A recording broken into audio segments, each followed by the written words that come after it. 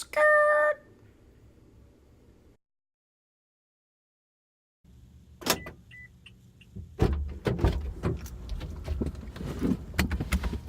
Oh man, that was sweet. You know what my favorite part was? What's that? When James Bond was talking to that guy, and then all of a sudden they're like, you know what I mean? No. What do you mean no? You know exactly what part I'm talking about. No, James Bond? Yeah, that's... Oh, sorry, I said the name wrong, didn't I? I meant the part where Jason Bourne was beating that guy up, and it's in the shaky cam. Not Jason Bourne either. No, John Wick, when he's shooting the guy in the head. It was really cool. I wish it was John Wick. It wasn't any of those guys? Then what the hell did we just watch? I have no idea. So that was pretty wildly mediocre. Wouldn't you say? Very. Man. Very.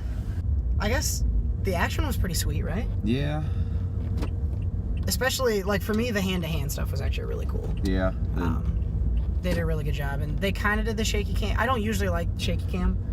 And they kind of did it, but I was okay with it in this. And so I thought the fighting was really cool. The guns were cool. I like there's some good headshots, some good bullet holes put in people. Oh my god, it was violent. You didn't miss a thing. Yeah. Ugh. The most gnarly one was, I thought, right at the beginning, in terms of gunshots, with his fiance/girlfriend.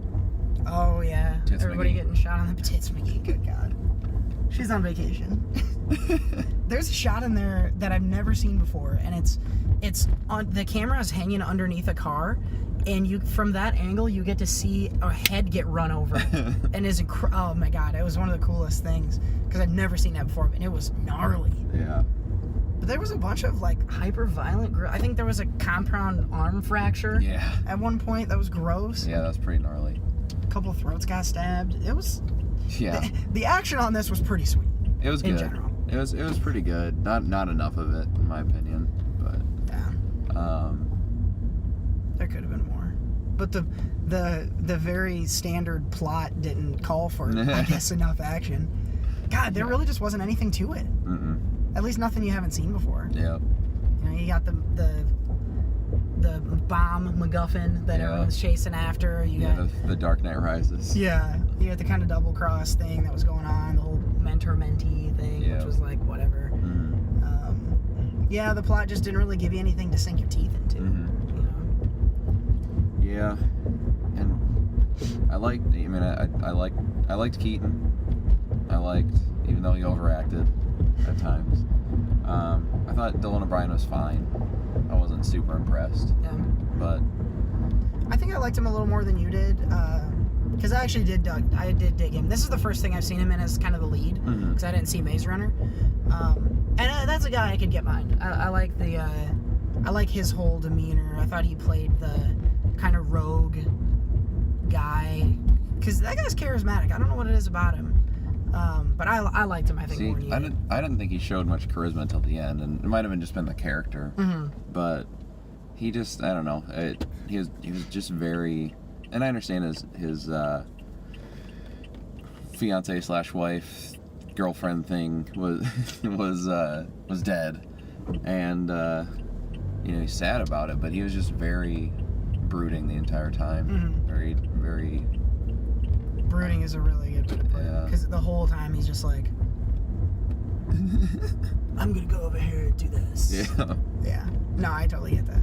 I don't know. And again, I think that was probably the writing, but I guess he did what he's supposed to do. Yeah. I don't know. I think it is the right. Well, because this is based on a book, right? Yeah. Based on Twilight. Yeah, Twilight. He looked like he was kind of playing in Twilight sometimes. No, the book it was based on was How to Write an Action Espionage Movie for Dummies. That's exactly how it was written. It was just this weird Frankenstein's monster of like action movies and stuff that people already like and know, and they just kind of slammed it all together, and it just didn't work for me at all. Yeah. Like I didn't jump into it like I think someone wanted me to. Mm-hmm. You're talking about Keaton overacting. You're talking about when he's getting tortured. Oh yeah. He's screaming. What is he? He keeps. I like it. Yeah. I like it. Keep doing it. Yeah.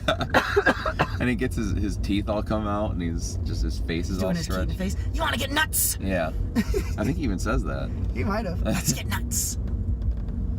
Man. Yeah. And that was a little bit much for me, but I did like his character because he did have some depth to him. Yeah. He was cool. Whereas I didn't think Dylan O'Brien's character had much depth to him. No, you kind of got just the standard, like you said. His lady's dead, so yeah, time to whoop some ass. And yeah, again, it could be writing. I don't know. And again, I don't think he was a bad actor. I just didn't think he wasn't asked to do much. Yeah, could have been more for his character. You know, one of the characters I actually thought had more depth with less screen time was the bad guy, the ghost. Yeah. He had the whole, like, he used to be part of Keaton's group, but he left him for dead, and that whole thing. I found that really interesting.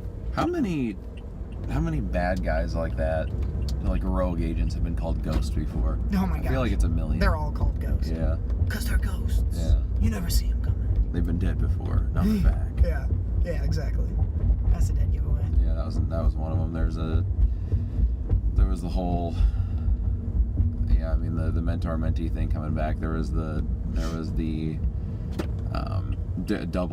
double crossing secret agent that redeems herself at the end. Yep.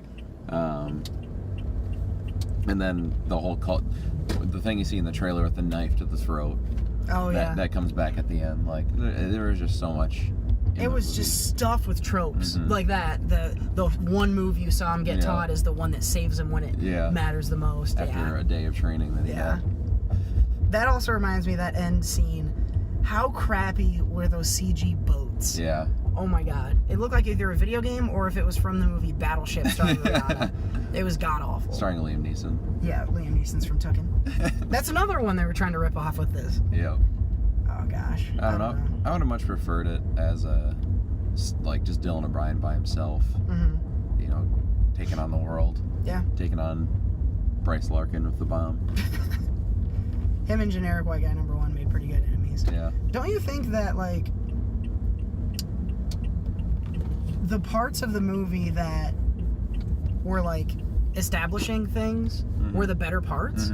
Like, when he's learning to be a badass and doing the infiltrating the bad guys and stuff before the CIA gets hold of him, I was really into that. Yeah. And then, nope, we're instead going to do this whole other crap thing that they did. And then, like, one of the parts I really liked, probably the most, was there's a part where he goes and breaks into a hotel room.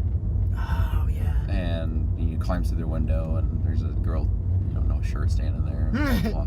Gotta get those rated R movies in there. Exactly. And, he's doing it on his own, and he's going in there and, taking them down, and then he gets help, coming in with other people. But I would have loved to seen him just by himself taking out everyone. Yeah. I would 10 times rather that than the whole, like, oh, he's a rogue, he's unpredictable, but he gets the job done. So it's like, do they like him or do they not? And that was really played out for me. Yeah, I totally would have rather have seen more stuff like that. I don't know. Yeah, I mean, I did like Michael Keaton and Dylan O'Brien's relationship. I thought. Yeah, it was pretty interesting. Could have been a little. I thought again could have been maybe a little bit more of it. Like they should have kissed. Yeah, exactly.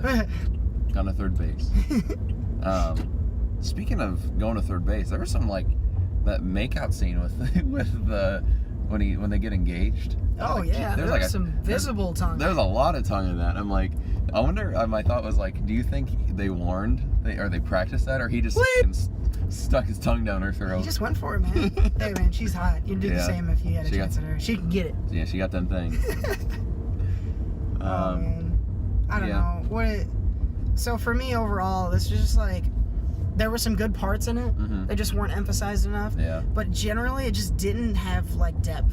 There wasn't anything to sink your teeth into here. Yeah. It just is generic spy movie number 5. Yeah. Is kind of what I was feeling. I could see it on TNT someday, and you play it on the background. Yeah. But I wouldn't go pay to see it again, or. No. Yeah, I'm not rushing back to see it. Go buy it on DVD or anything. Yeah. I don't know. But I'll tell you this: next week when we go to another movie, starring a rogue kid from the wrong side of the tracks who's trying to join an elite espionage agency. I think they're going to do it a lot better because it's Kingsman. Yeah.